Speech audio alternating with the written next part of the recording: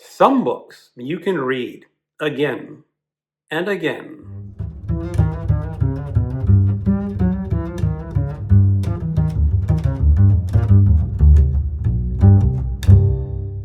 Hello, welcome to my channel. Another Bibliophile Reads. My name is Greg, and I am a self-proclaimed eclectic reader. You never know what book I am going to be picking up next.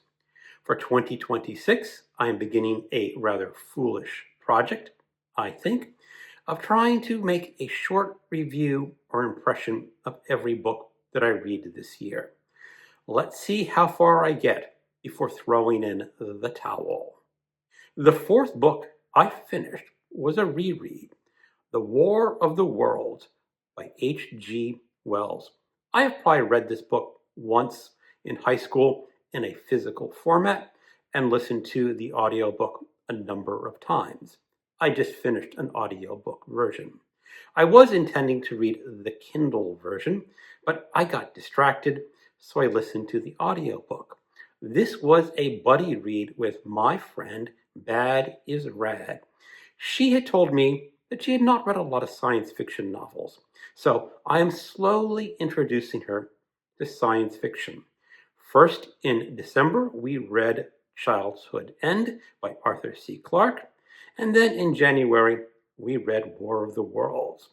One of the best parts about rereading this book was listening to Bad, her enthusiasm and enjoyment of this novel that was originally published in 1898. There is going to be a lot of spoilers in this video. I'll be going into some detail of the text and plot and analysis. I also want to give a brief synopsis of this book. The unnamed narrator of this novel, a writer living in England, first becomes aware of a possible danger indirectly when newspapers report strange flashes of light on the surface of Mars, observed by astronomers. These are discussed casually as scientific curiosities, not omens. The idea that Mars might be inhabited is treated as speculative, even faintly amusing. Shortly afterward, something tangible arrives. A metallic cylinder crashes into a field. Crowds gather, treating it like a curiosity or fallen meteorite. When the cylinder slowly unscrews itself, anticipation turns to horror. Inside are the Martians, grotesque, tentacled beings adapted to intellect and machinery rather than physical strength. Authorities underestimate the threat. Communication is attempted. No one anticipates immediate violence. That illusion collapses when the Martians deploy an advanced heat ray weapon, incinerating soldiers and onlookers alike. Soon afterward, the Martians begin assembling their war machines, the tripods, metallic walking machines that rise above the trees and buildings, then stride across the landscape, armed with their incinerating heat ray. The narrator must then escape and attempt to reunite with his family. I have done a ridiculous amount of research for this book, and I am not a college lecturer. I cannot throw all this information into my brain and regurgitate it ad lib, so I'm going to be reading a little bit from my notes. Herbert George Wells, 1866 to 1846, was an English novelist, essayist, journalist, and social critic, one of the founding figures of modern science fiction. Born into modest circumstances in Bromley, Kent, Wells escaped class limits through education, studying biology under T.X. Huxley, whose evolutionary thinking deeply shaped his imagination. Wells burst onto the literary scene in the 1890s with a string of scientifically grounded romances: The Time Machine, The Island of Dr. Moreau, The Invisible Man, and War of the Worlds, that fused speculative ideas with sharp social critique. Over time, his interest broadened. He wrote realist novels, sweeping histories, the outline of history, political essays, and utopian dystopian works. A Fabian socialist and public intellectual, Wells remained engaged, sometimes controversially, with the politics and anxieties of the 20th century until his death in London.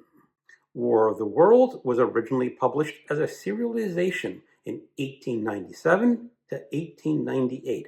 First appeared in Pearson's Magazine in the UK and almost simultaneously in the Cosmopolitan US and published in monthly installments. In 1898, the book was first issued in hardcover in London by William Heinemann and in New York by Harper and Brothers. The text was lightly revised from the serialized version, as was common at the time. Wells was quite open about his intentions for the novel. He wanted to explore imperial inversion. Wells imagined what it would feel like if Britain, the world's dominant imperial power, experienced invasion and devastation at home. The Martians function as a mirror of European imperial violence, exposing its moral logic by turning it inward. Scientific plausibility was important to him. Trained in biology, Wells treated the Martians as evolved beings from a dying world, Mars, constrained by ecology and physiology rather than fantasy. Their technology is extrapolative, not magical. Moral and social critique was another important theme to him. Wells framed the story as a warning against complacency, nationalism, and the assumption of human, or should we say, British supremacy. Humanity survives not through heroism, but contingency. Nature itself defeats the invaders. In short, The War of the Worlds is not just a thrilling story. Wells conceived it as a scientifically informed shock to the imperial confidence, a thought experiment meant to unsettle readers who assumed progress and dominance were prominent facts rather than the fragile historical conditions. When this book was first published, reviewers widely agreed that Wells had produced something startling and new. The idea that Britain, specifically suburban England, being invaded and overwhelmed was seen as bold, unsettling, and imaginatively daring. Critics praised the way Wells brought cosmic catastrophe down to the muddy roads, panicked refugees, and smashed villages. Many critics singled out Wells' use of science as a strength. Unlike earlier scientific romances, as science fiction was called back then, War of the Worlds treated its premise with biological and astronomical seriousness. The Martians were not fairy tale monsters, but evolved organisms responding logically to environmental pressures. This gave the novel an authority that impressed scientifically minded reviewers. Some contemporary critics recognized that the novel functioned as a pointed allegory of imperialism. A few reviewers explicitly noted the discomforting reversal. Britain experienced the kind of invasion and domination it imposed elsewhere. Even those who didn't fully endorse the message acknowledged its power.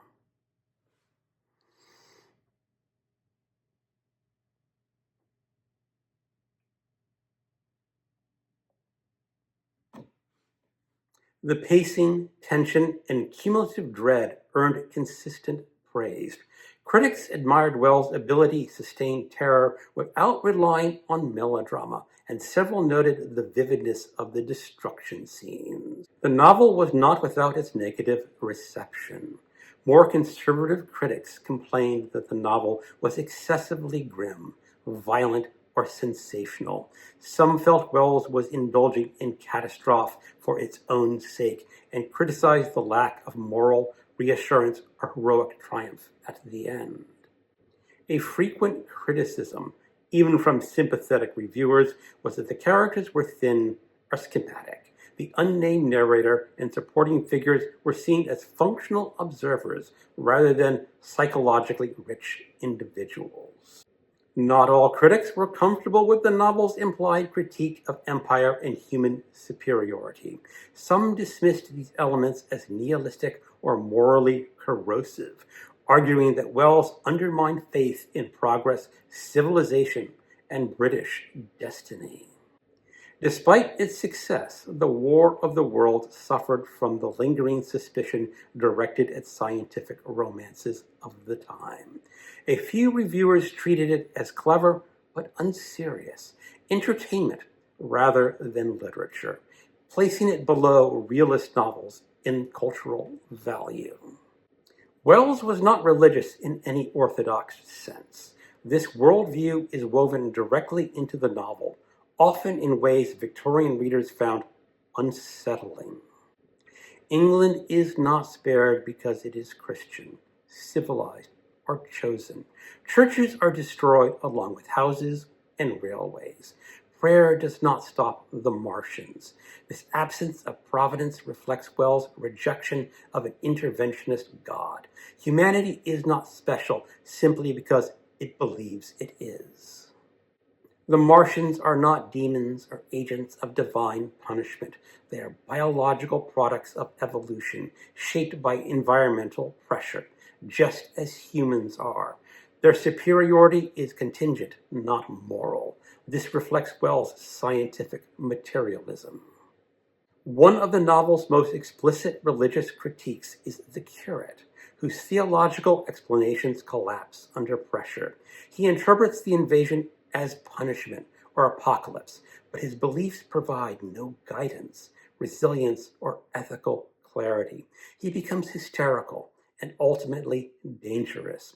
Wells isn't mocking faith casually here. He is arguing that religious framework fails catastrophically when confronted with reality. The Martians are defeated not by prayer, courage, or divine wrath, but by microorganisms, natural forces shaped by evolution. This is perhaps the novel's cleverest statement. Biology, not theology, governs survival. The novel systematically dismantles human exceptionalism, the religious idea that humans occupy a privileged place in creation. Humanity survives only by accident, not merit. But what is Wells not saying? It's worth being a little precise here. Wells is not arguing for nihilism or meaninglessness. He is not celebrating cruelty or domination. He is not denying ethics or responsibility. He is arguing that morality and humanity must be grounded in scientific reality, historical awareness, and empathy, rather than a divine favoritism. Okay, that was a whole lot of exposition that I threw at the wall. I'm not sure what is going to stick. But what did I actually think of this novel? The fact that I've read it 4 or 5 times clearly indicates that I favor this novel a lot. There are a lot of scenes of stunning power. There is a description of people, citizens of England, fleeing the town that's been destroyed by the Martians. Their devastation is complete. They are desperate. They are hungry. They are going to die, most of them. And those scenes are extraordinarily powerful. I imagine if there were a civil war in the United States and the sides were fighting in my town, I would feel like those citizens in the War of the World, fleeing the enemy, not knowing where I'm going, not knowing what is going to happen.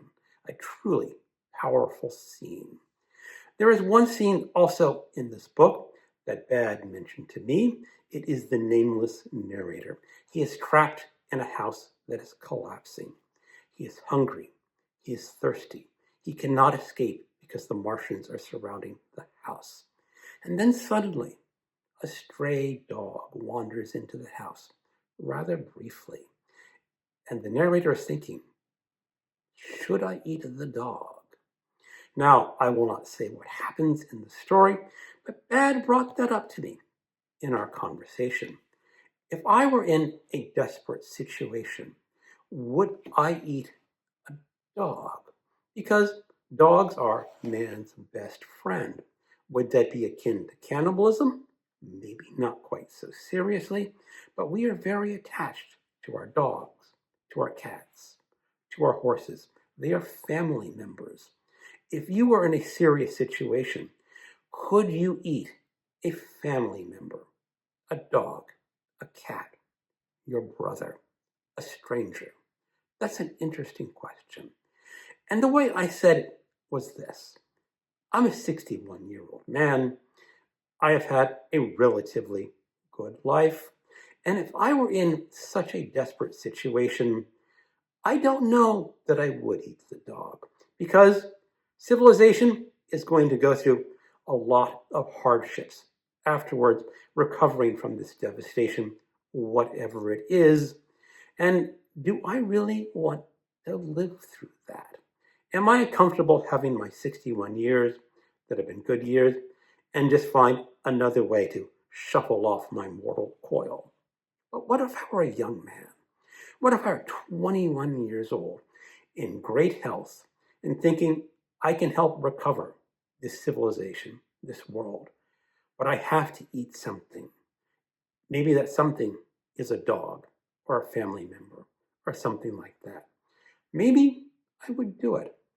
This question arrived on my live stream with MJ.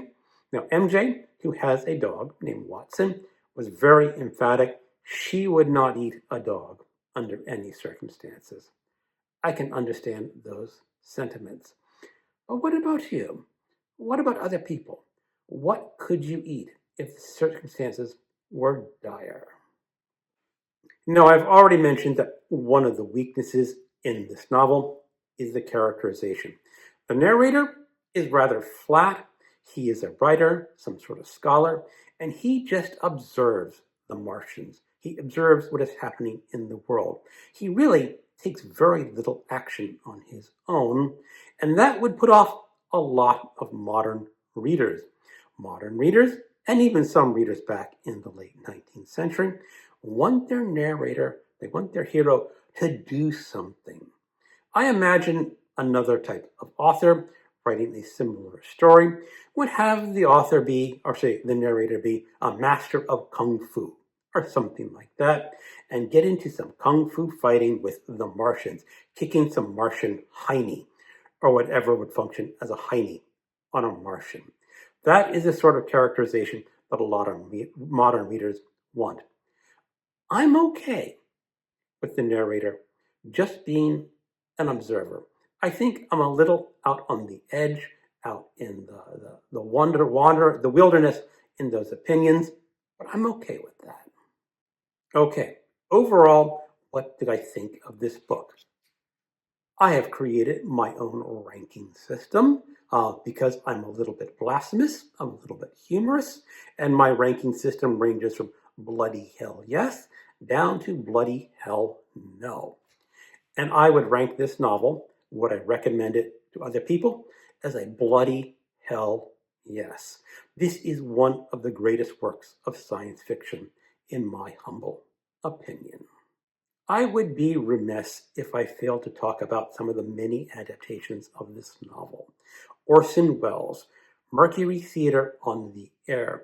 This was broadcast as a radio play on CBS on October 30th, 1938. Presented as a simulated news bulletin relocating the invasion to New Jersey. This caused real panic among listeners who tuned in late and mistook it for a live reporting. It was also filmed as The Night of America Panicked. There have been a number of film adaptations. The War of the Worlds, directed by Byron Haskins from 1953. This is actually my first introduction to the story. I saw this movie on television multiple times in the 70s. The context for this movie is Cold War America. It transplants the invasion to California. The Martians are still defeated by microbes, but religious overtones are added. There are church scenes and prayer. It was highly influential visually and won the Academy Award for Best Visual Effects. Steven Spielberg released his version in 2005, and the context was post 9/11 trauma. It's darker, more brutal, but more faithful to the novel's tone, emphasizing civilian panic, refugee flows, and sudden annihilation. It also removes heroic agency almost entirely. But my favorite adaptation is Jeff Wayne's musical version of The War of the Worlds. This is a concept album released in 1978 with narration by Richard Burton reading text from Wells's novel. It is progressive rock with an orchestral score. If you can find this album on Spotify or whatever streaming services you use for your music, I can highly recommend it. And that is the end of my opinions about War of the Worlds by H.G. Wells. Thank you for watching and keep on reading.